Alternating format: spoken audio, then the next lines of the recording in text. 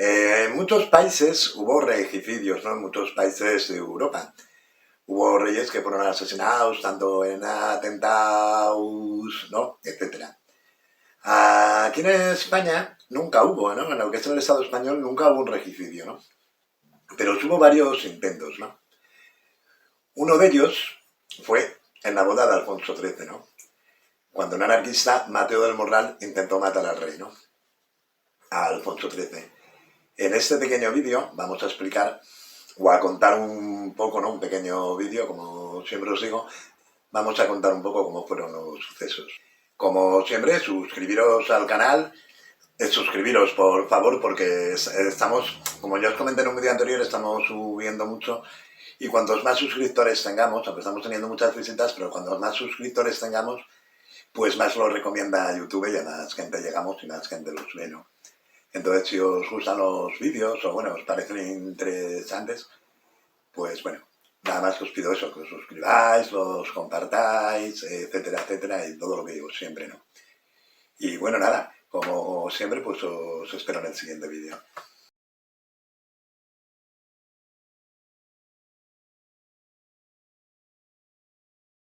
La tarde del 26 de mayo de 1906, Vicente García Ruy Pérez salió de casa con su hijo hacia el Parque del Retiro. Vicente era un militar retirado de 45 años, estaba ya jubilado. Fue con el niño al parque para que su hijo, bueno, pues corriera y jugara por allí y él se sentó en un banco, pues bueno, a ver pasar a la gente, ¿no? Lo que se hacía en aquella época.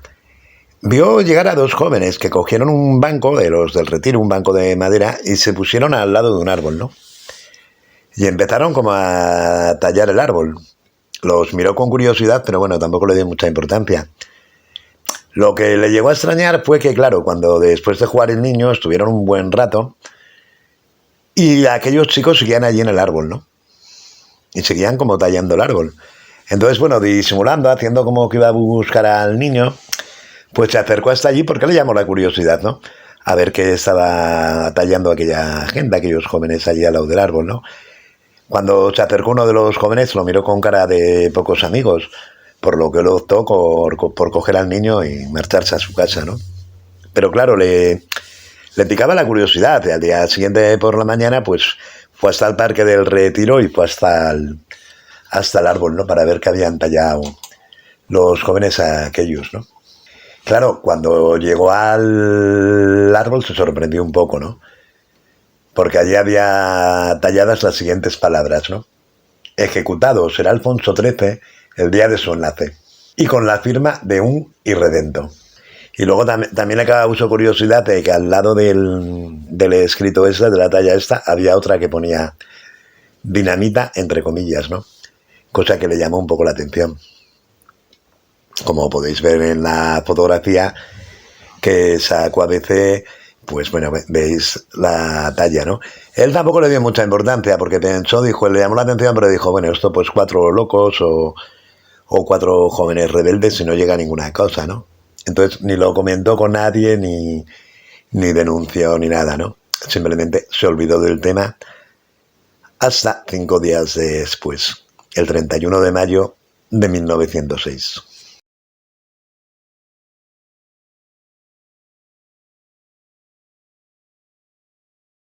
Mateo Morral Roca había nacido en Sabadell en 1879.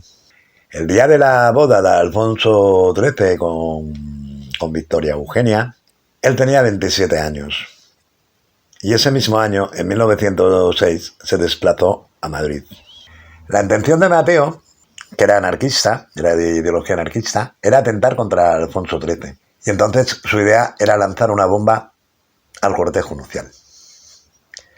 Según decía Pío Baroja, que conocía mucho a Mateo Morral de frecuentar el mismo café, el Café Candelas, al igual que el hermano de Pío Baroja, que también lo frecuentaba, Ricardo Baroja, y tenían bastante confianza entre ellos, hacían muchas tertulias, etcétera, ¿no? En esas tertulias también participaba Valle Inclán, que incluso Valle Inclán le compuso un poema, ¿no?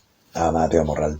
El día de la boda, El cortejo nupcial, una vez de casarse, la comitiva salió de la iglesia de los Jerónimos en dirección al Palacio Real, ¿no? Se habían casado en la iglesia de los Jerónimos y iban en dirección al Palacio Real.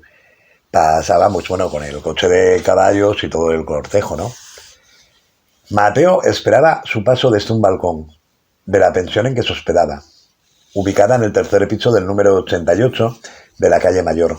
Por allí delante pasaba el cortejo. A las 2 menos 5 de la tarde, cuando la carroza real pasaba justamente por debajo de su balcón, él arrojó un ramo de flores. El ramo de flores llevaba una bomba. La bomba estalló. Hubo muchos muertos y heridos, unas 25 personas muertas, es lo que calculan. Entre ellos 15 militares, y hubo más de 100 personas heridos. Tanto el rey como la reina, tanto Alfonso XIII como Victoria Eugenia, salieron ilesos. Tras el atentado, Mateo Morral fue a refugiarse a primera hora de la tarde a La Relación del Motín, ¿no? Un periódico anarquista, cuyo director, José Nazquen, había realizado unas notables declaraciones tras el asesinato de Cánovas del Castillo en 1897, cosa que ya tratamos en otro vídeo que podéis ver dentro del canal, ¿no? Lo refugiaron en casa de un tipógrafo, ¿no? Y al día siguiente consiguió marchar de Madrid. Pero el 2 de junio varias personas lo reconocieron en la estación de Torrejón de Ardoz. Él se entregó cuando lo fueron a detener allí en la estación, él se entregó pacíficamente, ¿no? Y luego ya lo demás es un misterio, ¿no?